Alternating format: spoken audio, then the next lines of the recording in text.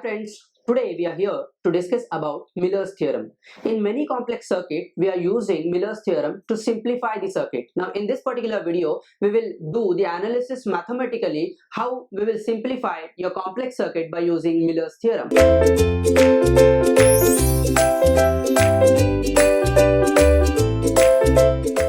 We will first come across the question, that is when to use Miller's theorem and why to use Miller's theorem.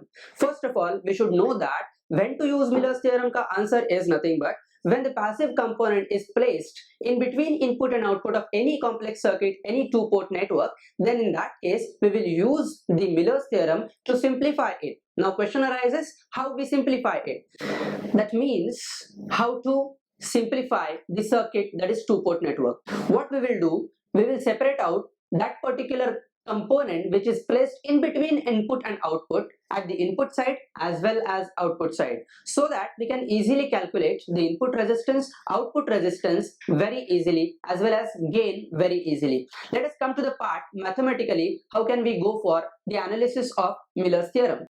Simply, this is the two-port network and you can see that this Z is a culprit for that particular circuit, which makes this circuit complex because Z is placed in between input and output, right?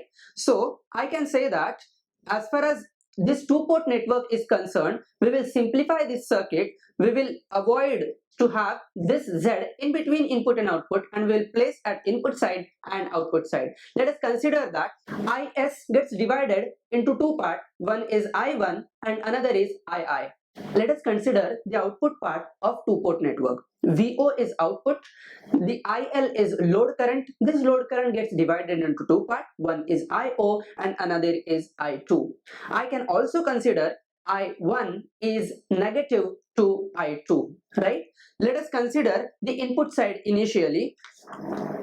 If we are taking input side, we will just apply KCL at node A. Node A is shown over here, right? So I can say that this Is is equal to II plus I1, okay? Now, what is the value of Is? Here I know that Rs is nothing but Vi upon Is, Ri is nothing but Vi upon II.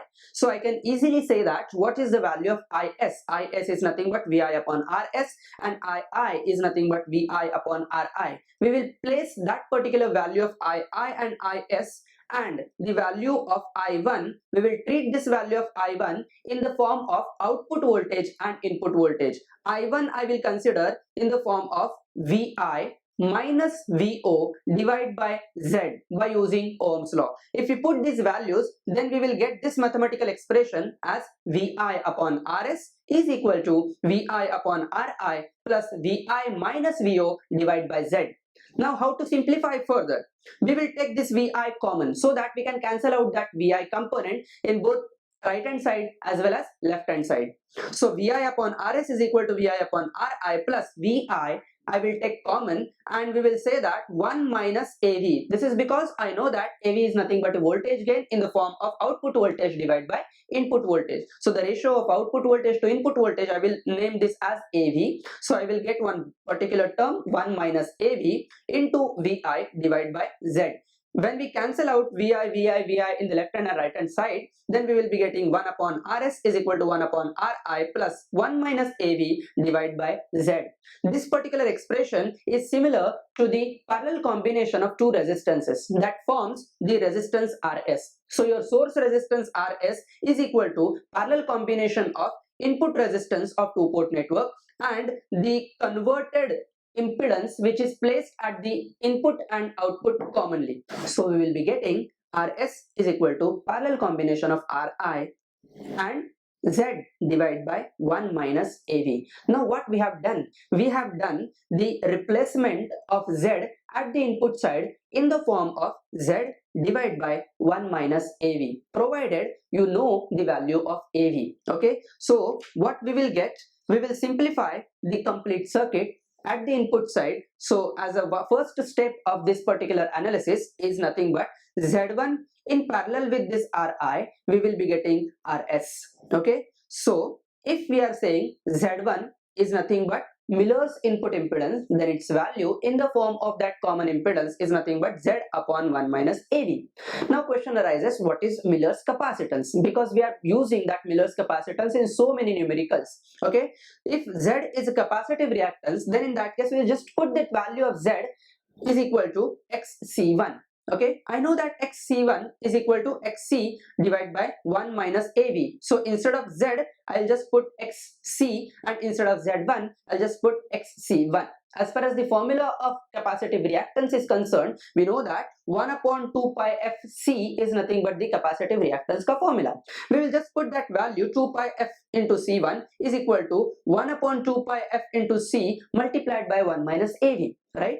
As the operating frequency for complete network is same, obviously. So we will be getting 2 pi F and 2 pi F will get cancelled out, and we will be getting C1 is equal to C into 1 minus AV. And that is nothing but your Miller's input capacitance. So as far as Miller's theorem is concerned, we have completed half part of this analysis. Let us move towards the output side of this analysis, right? So let us see this particular circuit at the output side. Okay, at the output side, you will find that IL is getting divided into two parts. One is I2 and another is IO, right? So we will again apply KCL at node number B, that is output node. So we will be getting IL is equal to IO plus I2. We will use the value of IO is equal to VO upon RO and IL is equal to VO upon RL. Let us consider the KCL here in this particular slide. IL is equal to IO plus I2. Then we'll put the value of IL is equal to VO upon RL is equal to VO upon RO plus VO minus VI divided by Z. Okay. Now VO we will take common and we will say 1 minus AV inverse. This is because we are getting VI divided by VO, that is nothing but the inverse of voltage gain. So we cancel out VO from left hand and right hand side. We will be getting 1 upon RL is equal to 1 upon RO plus 1 minus AV inverse divided by Z. And ultimately, same as that of input side, we will be getting RL is equal to RO in parallel with Z upon 1 minus AV inverse. Now in this particular case, we are getting the equivalent output impedance, which is equivalent to that particular Z part in between input and output, is nothing but Z divided by 1 minus AV inverse. Okay, so we will convert this particular Z part at the output side as shown in this particular figure. Z2 is nothing but Z divided by 1 minus AV inverse. Now same question arises, if capacitance is placed, then what to do? If Z is capacitive reactance, then again we will put the value of Z2 is equal to XC2 is equal to XC upon 1 minus AV inverse. I know the value of XC. XC is nothing but 1 upon 2 pi FC. 2 pi F will get cancelled and we will be getting C2 is equal to C into 1 minus AV inverse. This is how we will be getting Miller's output capacitance. Now, till this particular instant, we learned that what is Miller's input impedance, what is Miller's output impedance, what is Miller's input capacitance, and what is Miller's output capacitance. Now we will combine these two parts and we will say this Z can be avoided by just placing Z1 and Z2 instead of that. If Z1 and Z2 are capacitive, then we will place the capacitor C1 and C2 at the input and output side respectively. Okay, so this can be done like this. So combined input and output side after Miller's theorem will be in the form of Z1 and Ri, in the form of Z2 and Ro in a parallel combination. Okay, so advantage of this particular Miller's theorem is nothing but we are making the circuit easier to analysis. Okay, this is the Miller's theorem. That's what about the Miller's theorem is. So in n number of numericals, we will use Miller's theorem to simplify our circuit for the analysis and to get particular findings. Thank you so much for watching this particular video. We will learn more and more EDC along with me, along with Ekeeda videos. So subscribe this particular channel. If you want to comment, you can comment it. Thank you so much.